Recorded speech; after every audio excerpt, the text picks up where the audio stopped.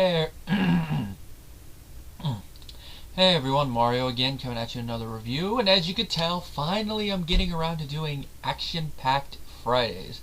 You guys know I've been meaning to do this for a while, haven't gotten around to it, but even though I have a lot of movies to get caught up watching, I decided, maybe I'll just watch a fun movie tonight. It's a movie that, it was the first time I watched it last night, and I had a lot of fun with it, and it makes me wonder why I haven't watched this film before. But I felt this might have been this is a fitting movie to start this series off with. It, of course, stars Jean-Claude Van Damme and Dolph Lundgren. It is, of course, the 1992 film, directed by Roland Emmerich. It is Universal Soldier. The future has the bad attitude and has plenty of booty shots. Can't do a Van Damme film without doing that joke. Now, I've heard about this film for several years because a bunch of my buddies on here have brought it up, mostly when discussing the newer films, because this basically started a series. Now, there was this film, then there was a couple of films I'm guessing were TV films, Brothers in Arms and Unfinished Business.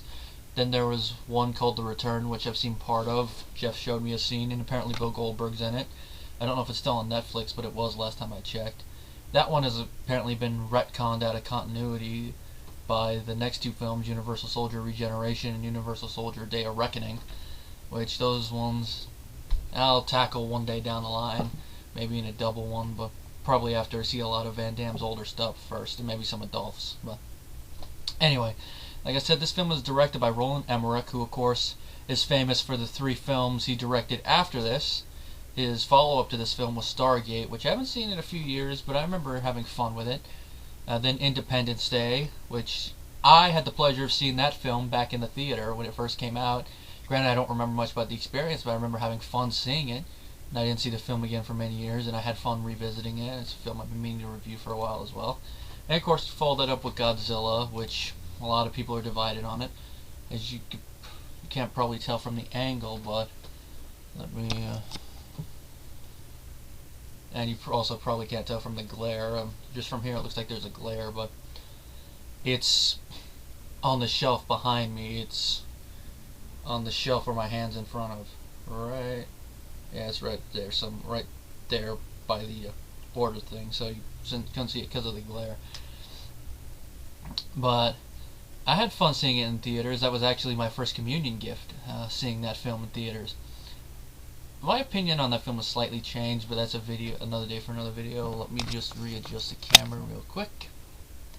Then after that he did The Patriot, which I haven't seen in a couple years, but I had fun when I watched it. The Day After Tomorrow I haven't seen. 10,000 BC haven't seen. 2012 haven't seen.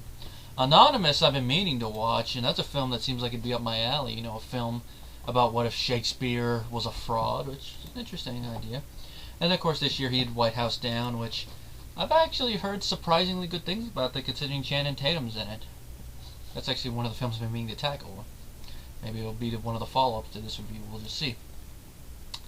Now, the film was written by three people: Richard Rothstein, Christopher Lettich, and Dean Devlin. Which I don't know if they wrote the film together or apart, but the film does have a pretty good story and a pretty good pace and a pretty good tone. Now, it does have sort of a fan base. It has a 5.8 on IMDb, which is the highest of the scores, excuse me. It has a 47 with the audience on Rotten Tomatoes, which I think could be a little bit higher. Has a 20% with the critics, but there's no consensus. But looking on all the reviews, it seems most of the top critics hate it because it's just a fun film. It's like, can't we just have a film every once in a while that's just fun? Maybe has a little bit of substance, but is mostly there for fun? I mean, that's basically what this film is. And on Wikipedia, I don't know if it's that accurate, but it mentions that some mainstream critics dismissed it as a Terminator 2 clone, or a mindless action film. That second one I could see some people listing it as, but a Terminator 2 clone. Really? Terminator 2, that's the film you're gonna cite when trashing this film. I look at this film, I look at Terminator 2, and I'm like, I really don't see any similarities other than the fact they're both in the action genre and are both produced by Mario Casar. Maybe that's why, but I actually see more similarities between this film and RoboCop, which I will get to in a little bit, but I see, if those of you who've seen both films, you probably already know what my point is. Now, the plot of the film is it starts in 1969 during the early stages of the escalation in Vietnam. We meet an American Special Forces squad who have received orders to secure a village against North Vietnamese forces. And we meet our two main characters. We have Private Luc, Luc, I'm going to have trouble with this last name. I'm guessing it's Luc. It's a French last name. Divarax, whatever. If I'm mispronouncing it, forgive me, it's just I have trouble with French names. Who is played, of course, by Van Damme. He discovers members of his squad and villagers dead and their ears are all removed. And of course he finds his commanding officer, Sergeant Andrew Scott, played by Lundgren, has gone insane, which, based on the war, I'm going to guess he has severe post-traumatic stress disorder. Which, those of you who know the history of the Vietnam War, it's not that out of the ordinary this would happen. Maybe not to this degree, at least as far as I know, but you could see maybe someone going insane like this and doing something like this. And he has a young boy and girl hostage. You know, they get into a little scuffle, especially since Van Damme's character is nearing the end of his tour. He tries to reason with Scott, who shoots the boy, and then he orders him to shoot the girl to prove his loyalty. He refuses, he shoots the girl, and eventually Scott and him both die. But because of how their deaths are, the commanding officer has their bodies put on ice and their deaths are covered up as missing in action. Which, once again, those of you who know the history of the Vietnam War, is kind of sad, considering a lot of troops are missing in action. So it's like, makes you think, how many of those that are MIA are not actually MIA? How many are KIA, killed in action, that are covered up because of specific reasons? Or, you know, the Rambo 2 route, actually prisoner, which I'd say more than likely is probably the KIA one, but never know. Then it skips ahead to the present day where terrorists have taken over the Hoover Dam. This is where we're introduced to the Universal Soldiers, or as they call them for short in the film, Unisols, who are an elite counter-terrorism unit. They're brought in and they take out terrorists. And amongst these Unisols we see Scott and Devarax, who are now going by GR44 and GR13. We find out that they were reanimated and have no memories of their present life. Now, as we find out later in the film, how they're reanimated, it causes the body to operate at a higher temperature, which makes me wonder exactly why what they do to do that. But I'm guessing it's the way they reanimate them. And because of this, they have to cool down every once in a while, which we see. And when they do that, they inject them with something that will erase memories. Seems to mostly do it when like latent memories are starting to come to the surface, but it also seems like they also will do it just as a precaution in between missions. Now, during the mission, GR44, who is Van Damme, begins to remember his life, more specifically his death, and he eventually, the memories come to the surface when a reporter, which I'm going to find the character. The character's name is Veronica Roberts. She's played by Ali Walker, who actually her character was fired during the Hoover incident. She's trying to get a scoop on who these Unisols are, and they wanted her to be brought in, and the two that happen to be going to go get her are Van Damme and Lundgren's characters. Memories come to the surface. Van Damme basically disobeys a direct order, grabs Roberts and runs off with her, and as the film progresses his memories start to come back, but so do GR13's. Which, of course, in the end, both of them fully have their memories, and it's going to be a showdown between the two of them, which, that's about as specific into the storyline that I'm going to go, because some of you watching probably have already seen the film, those of you who haven't, I don't want to spoil everything, but that's a film in a nutshell. And this is me in a nutshell. You know, I couldn't help that. Now, acting-wise, I say Van Damme and Lundgren do a good job for their characters. At the beginning, they're kind of stone-faced, which, with how they do it here, I haven't seen many of Van Damme's films where people say he's stone-faced, but I'm going to guess it's kind of like this, but the whole film, even when he should be showing emotion. As a Unisol, it makes sense that he'd be kind of like that, and since he's an action guy, I'm going to make the comparison. Kind of like how Arnold was in the first Terminator film, you know, very stoic. Get out. You know, just saying his lines very robotic, which would make sense for the Unisols, but as the film goes on, they start to have more emotion, and at least in Lundgren's case, more seeming to enjoy the role a lot. Van Damme seems to enjoy the role too, but his seems to be more inner emotional. You can tell in the way he holds himself and the look in his eyes. Similar, I guess, to how he was in Hard Target at the beginning, where you can tell there's something behind there, but he doesn't want to talk about it. Similar to that, although obviously different reasons because of the characters. And then we have then Ali Walker. She does a good job as Veronica Roberts, character that really wants to get the scoop. And then as the film's going on, she starts to get closer to Van Damme's character. At first, it's mostly because she wants to get the scoop because it's a very good story, but then as it goes on, starts to become more sincere that she wants to help him, especially when she had the chance to leave at one point in the film. Now, I'm checking her filmography because I'm not really familiar with her work. She was in Kazam, which I have only seen parts of. Let's see. She was in Sons of Anarchy, which I do watch, but it's the season I haven't watched yet, so that's probably why I didn't know she was in that. Episode of American Dad, Boston Legal, Law and Order, CSI, Wonderful World. Does she has a career. And in this role, she did a good job. Going back, and apparently Michael Jai White's in the film, at least according to this. I noticed I saw Tiny Lister in the film as one of the Universal Soldiers. Is according to the filmography, it says GR55, which, but when I saw him, I'm like, it's Debo, he's in the film. Don't call me Debo. It was cool to see him there. I wonder if this is one of his first, credited roles, because I know this was a couple years before Friday. It was nice to see an earlier film I had.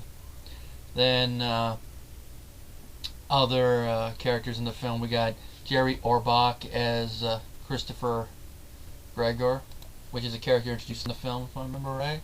And he did a good job for the scenes, because he's the one that basically provides exposition about what brings Unisouls back to life. And I know him mostly as playing Lenny Briscoe in Law and Order, and he's done other stuff like the original voice of Lumiere in Beauty and the Beast. So a small role like this, it was nice to see him. It's one of those things that you see an actor you didn't expect in films, like, it's that guy. Then the guy's dead now. He's been gone almost 10 years, so rest in peace. And then I'm looking for the lieutenant characters. I might as well check this part. Okay, Colonel Perry, that's what I'm looking for. He's played by Edo Ross, which he does a good job playing the tough military commander, that is very angry when something doesn't go according to plan and wants to make sure that it doesn't get out there. He did a good job. Apparently he played a gangster in Dick Tracy a couple years before this film came out. He played a Victor in Red Heat. And of course he was Detective Cliff Willis in The Hidden, which I haven't seen either of those three films yet. So he's also in other films he was in, apparently Full Metal Jacket, Lethal Weapon, which I guess that's kind of why he looks familiar. We're going to see real quick who he played in Lethal Weapon. He was also in Action Jackson. Let's see. Edo Ross. Oh, he was Mendez. Top of my head, I can't remember who that is. Is that one of the cops? I'm guessing. And then I'm looking for the other scientist guy. It's not on here. I'll have to look on the... it's not him. Colonel Perry, Soldier, Andrew Scott. I think it's... Is that it? Is that Woodward? I think this might be it. I think this is the one I'm looking at. Woodward, the scientist guy. The scientist guy who works with the colonel guy. I think this is who I'm thinking of. This is the right guy. He's done some work as well. He was in Maximum Overdrive, Raw Deal, Young Guns 2. After Universal Soldier, he was in Stargate. No surprise there. Patriot. No surprise there. Eight-Legged Freaks.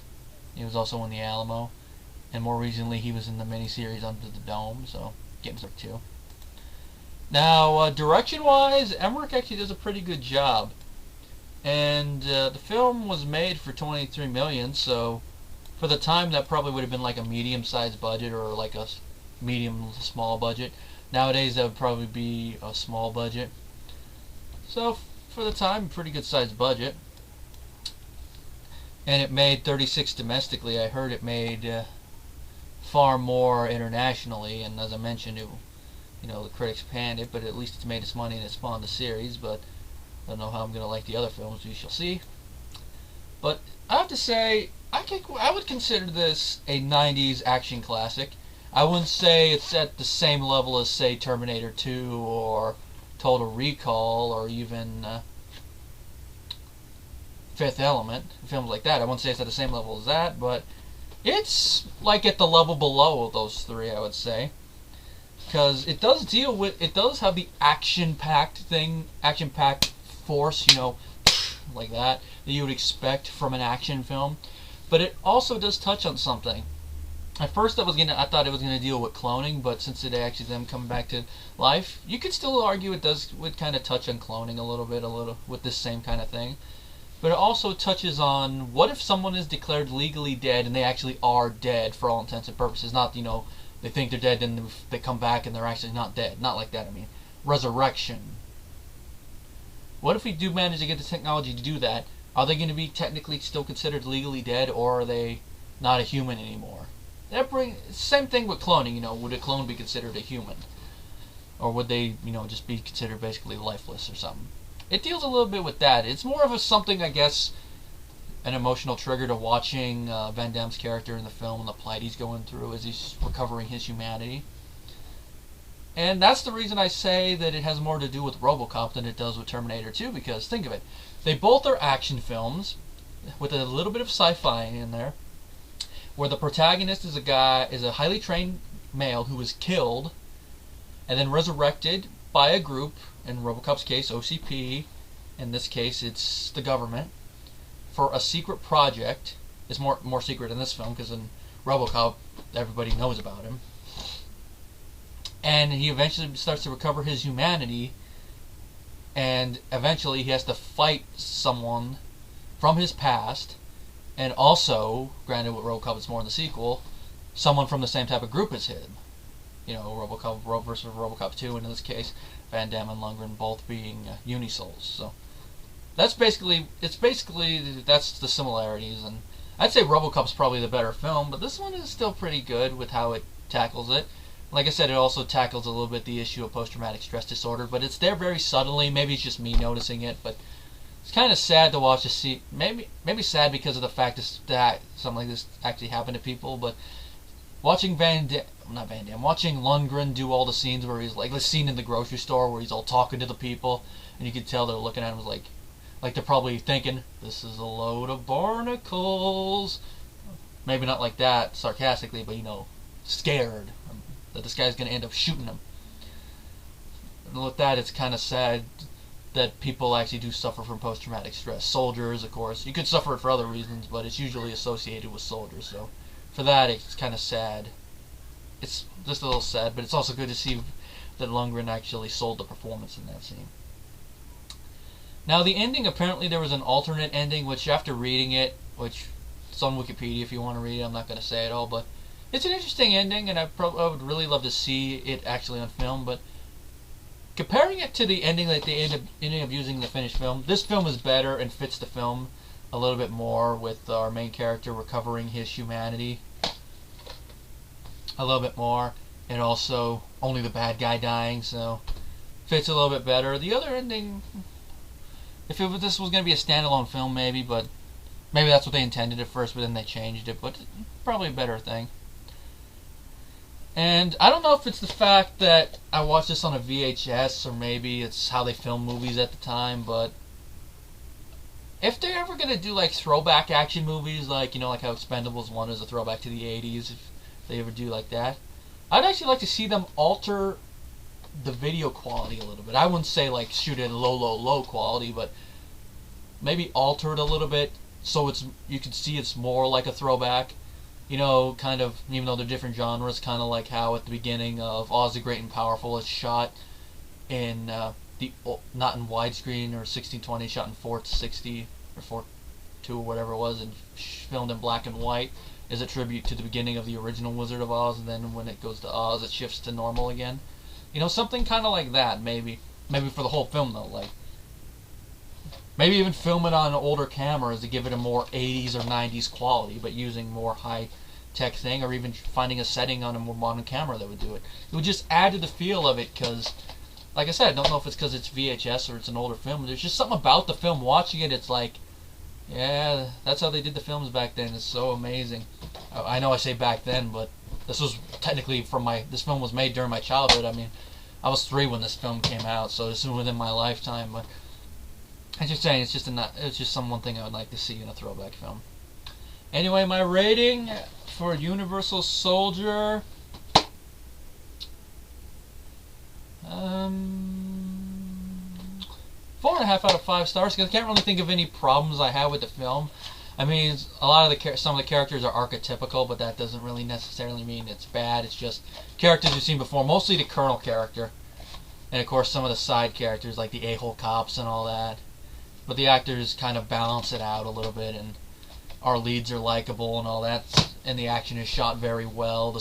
The music by Christopher Frank, I'm guessing it's Frank, I think the E is probably silent, is excellent, and it adds to the tone of the film. And there is humor in the film, which some of it's mostly from Van Damme's character not having his memory, like the first time he goes down, he strips naked in the hotel room. I have to say, I did laugh at that. Stuff like that. It's slightly fish out of water, yet not fully. That helped make the movie. And if you have not seen Universal Soldier, you're in trouble.